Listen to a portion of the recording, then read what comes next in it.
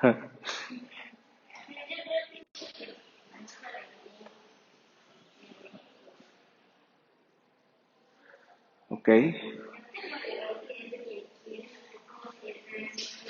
ok,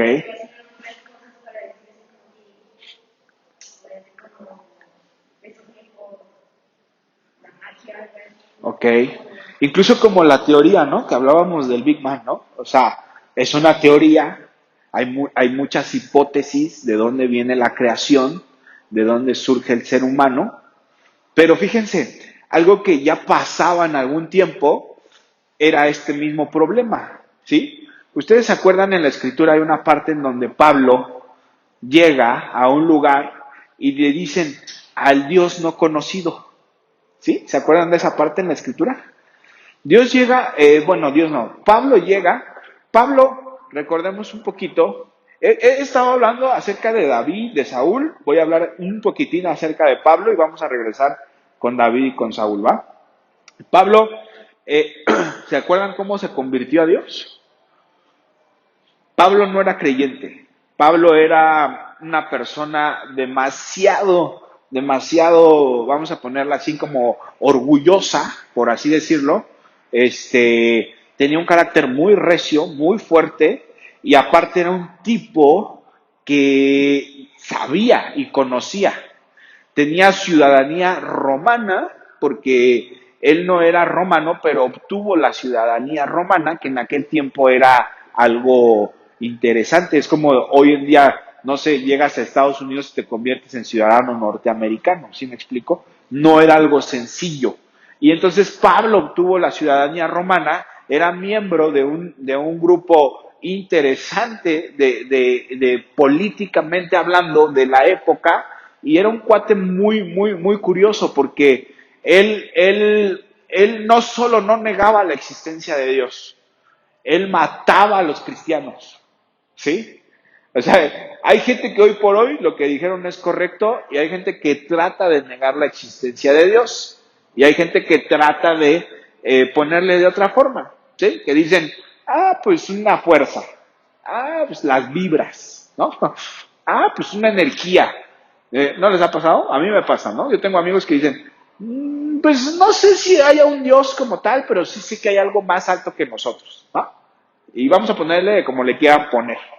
Pero yo estuve pensando un poquito acerca de eso, esta semana sobre todo, y algún tiempo, y caí en la conclusión que lo dicen de esa forma porque no lo conocen, ¿sí? Es como si yo no supiera nada acerca de Tonatiuh. No sé su nombre, no sé nada, pues yo voy a decir, pues hay alguien ahí, ¿sí? Sé que es una persona, por ejemplo, ahorita ya Tonatiuh nos compartió que quiere ser médico o que le llama la atención la ciencia, la medicina como tal. Entonces yo ya conozco un poco más acerca de Tonatiuh, ¿me explico? Y yo ya lo puedo, en cierta medida, ir definiendo, ¿sí? Decir, bueno, Tonatiuh puede ser que sea una persona un tanto introvertida porque le gusta la ciencia, ¿sí? O puede ser una persona de cierta forma, no sé, inteligente también porque le gusta estudiar, ¿sí? Entonces, ya te vas dando una idea de quién es esa persona, ¿ok? Ese es el problema que yo creo que pasa con gente que no quiere escuchar nada acerca de Dios, que como no sabe quién es Dios y no sabe ni siquiera cómo se llama este Dios, pues entonces le empieza a poner cualquier nombre, ¿sí? Y más los seres humanos somos muy dados. ¿Les ha pasado en la escuela o que les ponen apodos? ¿No? No conocen su nombre, pero sí es su apodo, ¿no? ¿No? Pues fulanito, ¿no? El patas. Aparte, la adolescencia es lo más común porque en cierta medida tu cuerpo empieza a cambiar y pudiera ser alguna desproporción, ¿no? Que parezca que el pie se te ve más grande o que la cabeza más o que el pelo o cualquier situación de este tipo, y entonces no falta el que haga alarde de eso y diga, vamos a poner así, ¿sí? Pasa lo mismo con Dios. ¿Por qué? Porque al no saber quién es exactamente Dios, Entonces nosotros nos da por ponerle un apodo y decir, pues una fuerza, una energía, un no sé, ¿sí? Pero sí sé que hay algo más. Entonces, este mismo problema le pasó a Pablo hace mucho tiempo, porque Pablo, ok, ya dijimos que Pablo era romano y Pablo mataba cristianos, los perseguía y los perseguía con cartas firmadas directamente de las autoridades. Haz de cuenta que llega el gobierno y te dice, tienes derecho de matar a esta gente. Entonces Pablo los perseguía, mata a un cristiano y resulta que la unción que tenía esa persona se le transfiere en ese momento a Pablo y después Pablo tiene un encuentro personal con Dios. Ese es el punto de esto, de que les quiero platicar el día de hoy. Nuestra misión y nuestro objetivo como grupo de adolescentes es llevarlos a ese encuentro personal con Dios.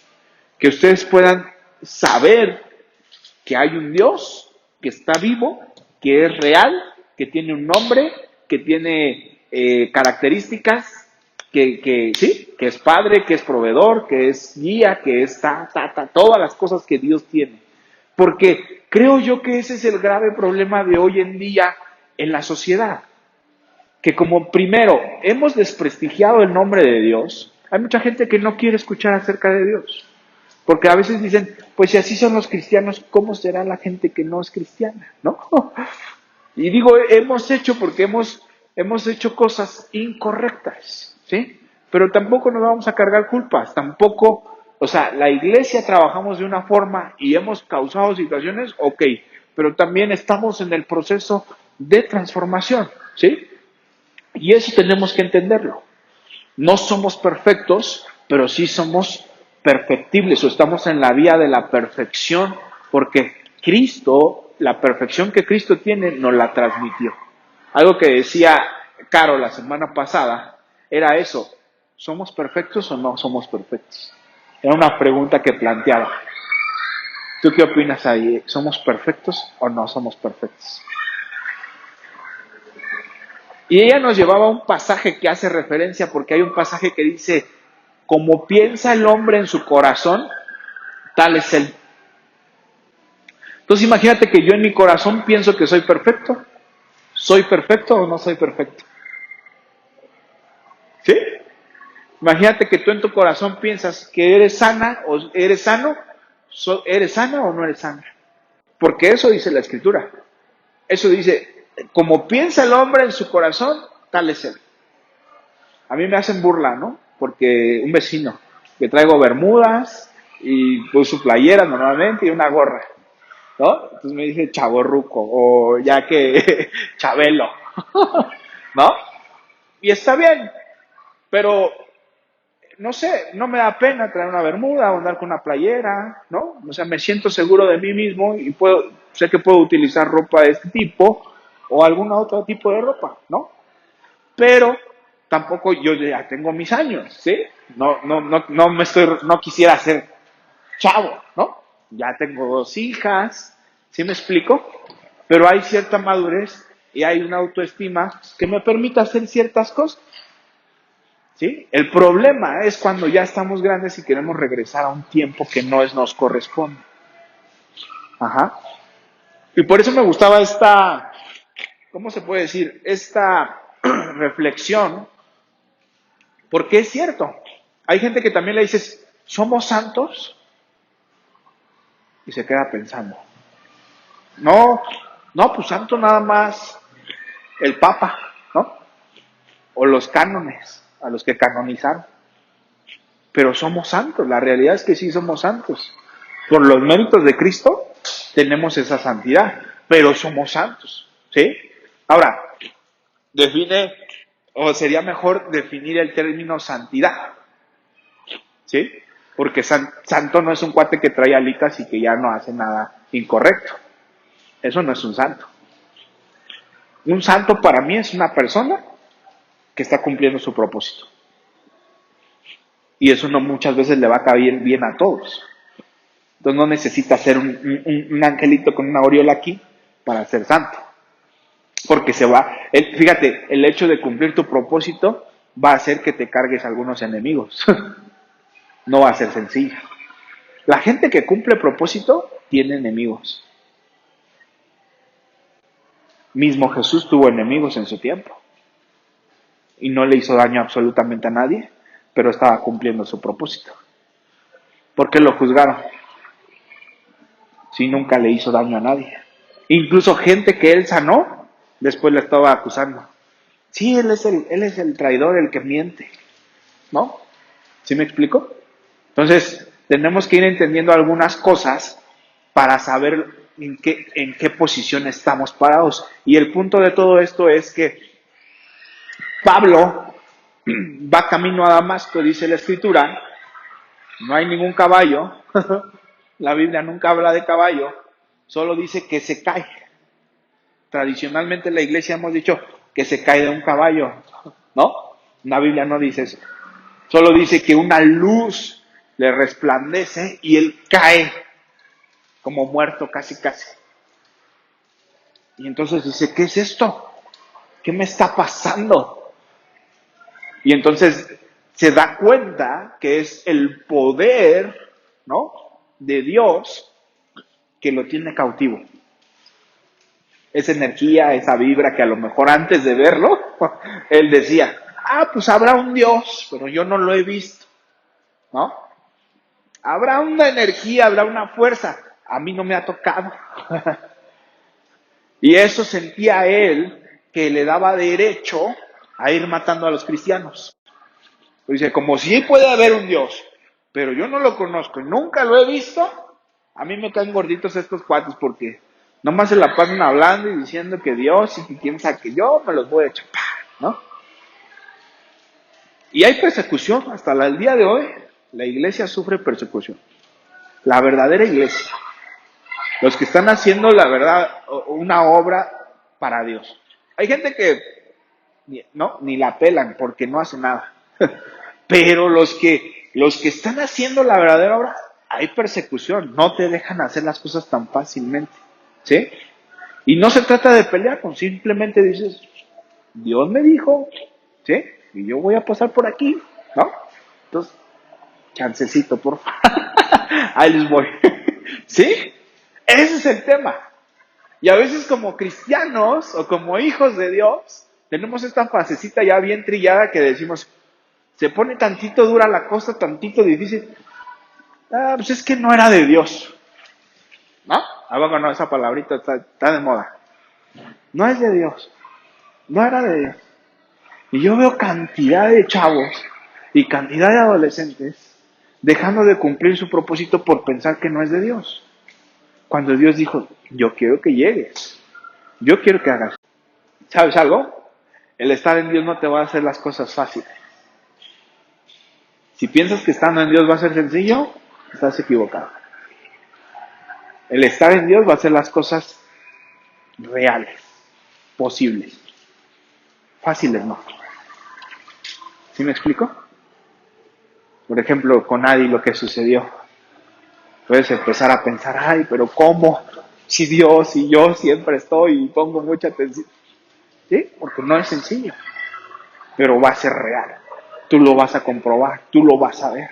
El poder de Dios obrando en tu vida. ¿Sí? Sanando cada célula, cualquier situación que tengas.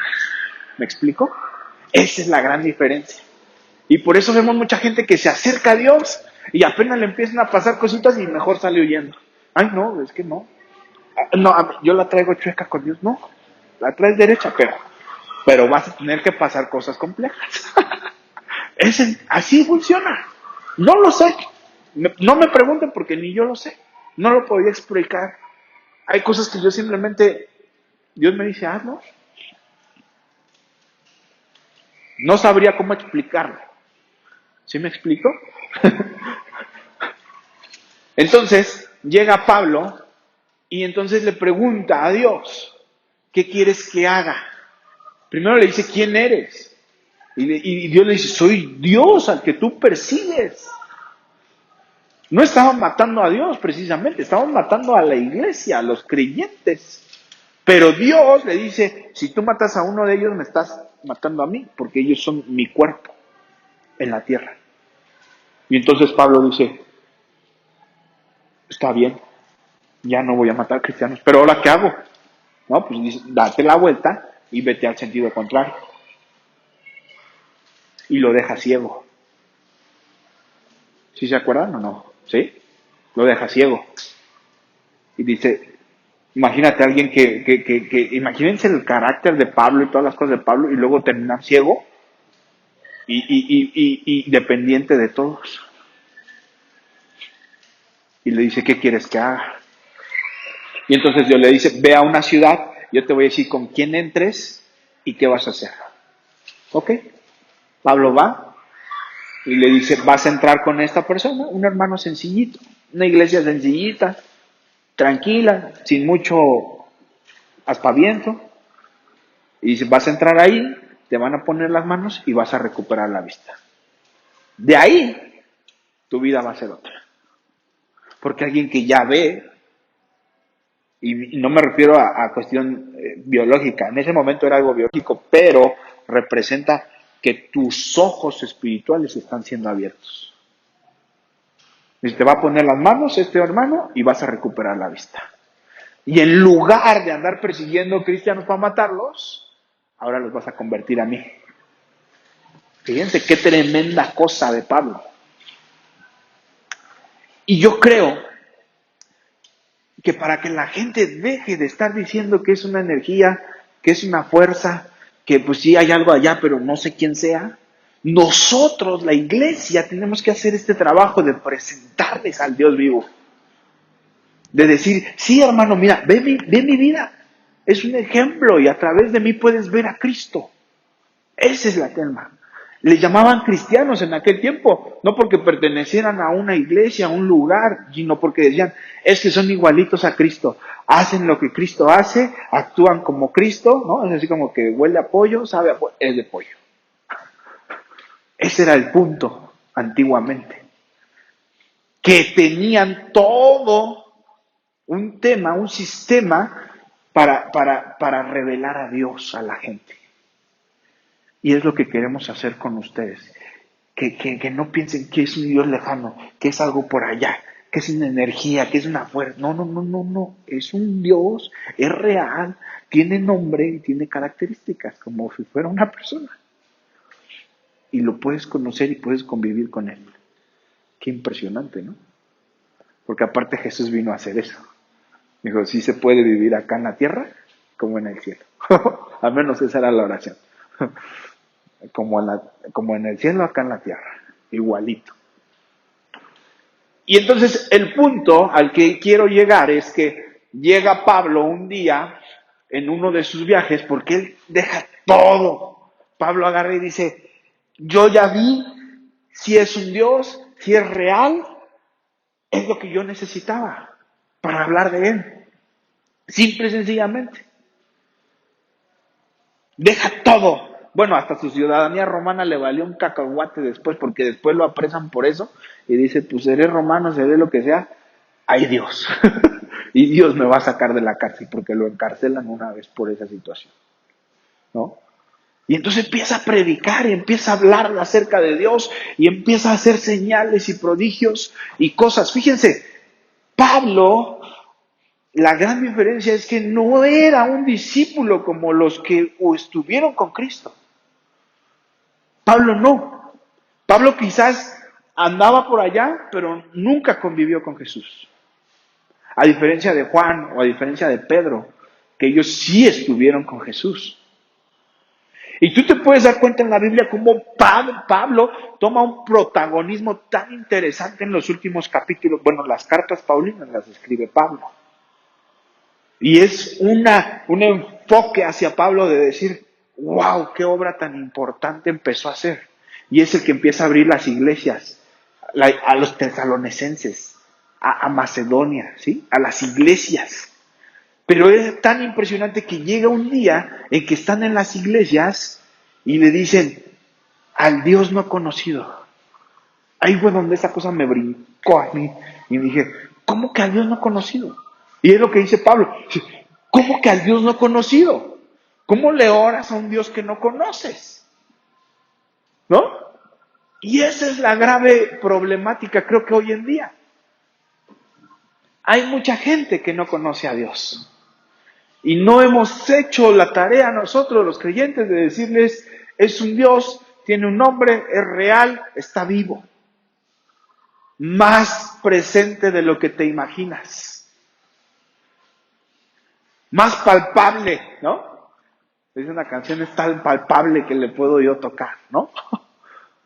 ¿Es invisible? Sí, pero es más real que otra cosa.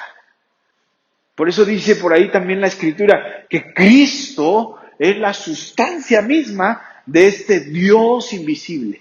O sea, se hizo carne para que entendiéramos cómo puede interactuar con los humanos, cómo puede tener una relación con las personas, cómo puede ser una vida de reino. Ese es el punto. Y por eso estamos tan nosotros, en este equipo, este grupo, tan empecinados por decirles, miren, es un Dios y es real. Si tienes problemas, no que te va a quitar los problemas, vas a poder estar encima de los problemas. Porque para eso es Dios, para pasar encima de cualquier circunstancia y de cualquier situación, por difícil que parezca. Entonces a mí me llamó mucho la atención y yo decía, ¿por qué dicen al Dios no conocido? Y es mucho de lo que hoy en día se vive en la sociedad. Por eso le llaman fuerza, por eso le llaman, ¿no? Por eso estas frasecitas de pronto de que love is love, ¿no? O sea, sí. El amor es un sentimiento como seres humanos, pero el amor en Dios es una decisión. Y nos toca a cada quien tener ese encuentro como Pablo lo tuvo. Para que no andemos diciendo, pues es que es una vibra. No, se llama Dios y es real. No seamos ignorantes en ponerle apodos o nombres que no tiene. ¿Me explico? Por eso a mí me encanta cómo la Escritura nos revela todos los nombres de Dios. Jehová Jireh, Jehová Rafa, Jehová, o sea, todas y tienen características cada nombre, ¿sí? Entonces, para mí, eh, sería algo sumamente increíble que les pudiera presentar a este Dios. Que quizás a través de nuestra vida, de nuestro ejemplo, de las cosas que estamos haciendo, implementando para ustedes, puedan darse cuenta de que Dios está vivo y es real. Y tiene el poder de cambiar tu vida. Si a lo mejor es un adolescente que sufre depresión, que sufre angustia, que está atormentado, que piensa en el suicidio, que no sé cuán cantidad de cosas puedan estarlos oprimiendo. Estamos aquí para decir, si hay un Dios, si es real, está vivo y puede sacarte de cualquier situación, por compleja o complicada que parezca. Por eso ponía tu ejemplo, Adi, de que en la parte médica puede decir una cosa y es correcto. Somos gente creyente consciente de que la ciencia ha avanzado y la ciencia puede definir algunas cosas, pero Dios tiene la última palabra. Créele a Dios. ¿Sí? Escucha a los médicos, pero créele a Dios.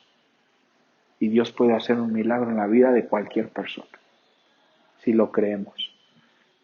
Me gustó mucho la sesión pasada porque hablábamos acerca de las necesidades que tienen las personas. Y digamos, estaba enfocado directamente a adolescentes, ¿no?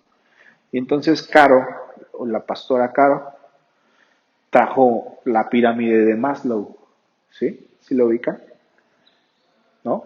Pues es un psicólogo que apoyado en Dios definió que las personas tenemos necesidades y empezar a cubrir necesidades desde las más básicas hasta las más complejas te hace una persona exitosa.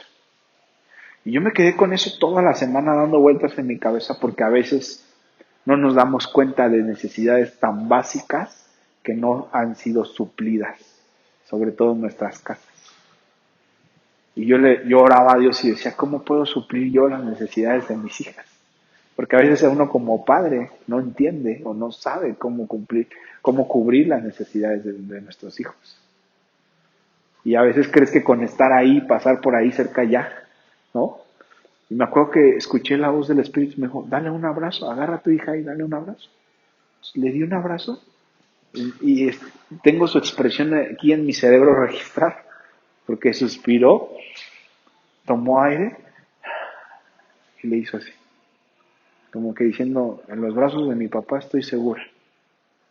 Y a veces este tipo de cositas tan sencillas no las llevamos a cabo. O nuestros padres no están acostumbrados porque fue otra generación que quizás no le enseñaron a expresar sus emociones y decir, oye, te extrañé, cuánto te quiero, te amo, no lo sé. Y tampoco podemos juzgar a nadie, porque no es fácil. Pero cuando te das cuenta, y yo digo, cuando tienes uso de razón o la conciencia de que existe una pirámide de hecho, de necesidades, wow, ¿cuántos ya desayunaron hoy? ¿Ya desayunaron? ¿No? ¿No? ¿Están en ayuno? Ay, por razón se siente aquí la unción, ¿no? Yo también estoy en ayuno. Pero resulta que comer es parte de una necesidad básica, primordial para nosotros. Y de ahí vienen subiendo el vestir, ¿sí? La familia y etcétera, etcétera. Ahí, como dijo José, ahí va a estar el video para que lo chequen, ¿no? Y entonces a veces nos damos cuenta del por qué hay gente que logra. Entonces te das cuenta cómo la gente exitosa es gente que tiene sus necesidades cubiertas, o la mayoría. Y eso es correcto, ¿sí? Antes, y todavía creo yo en la sierra sobre todo, hay niños que van a estudiar y no han comido. Entonces están pensando, tengo hambre, y no se concentran, ¿sí? Ahora yo digo, no sabemos, ¿no? El mismo Jesús decía, a los pobres siempre los van a tener. No sabemos de dónde viene la pobreza. Y yo creo que es un estado mental. Y yo creo que toda la pobreza está aquí. Hay que ir erradicando ciertas formas de pensar. Ajá. Pero, yo digo, te puede faltar la comida. Te puede faltar el vestido. Que a lo mejor traigas, ¿no? No sé, la camisa tenga dos puestos de tu hermana y la tuya, ¿no? O tres, que seas el más chiquitín y, no, pues pásasela, me va pasando la ropa, ¿sí? Que tus padres quizás no sean cariñosos o no demuestren afecto hacia ti, que, no sé, en escala de necesidades, que tengas todas, vamos a ponerlo así. Decía la pastora Caro, aquí no creo, quizás en África, pero no sabemos. Pero yo digo, que nos falte todo, pero que no nos falte el amor de Dios.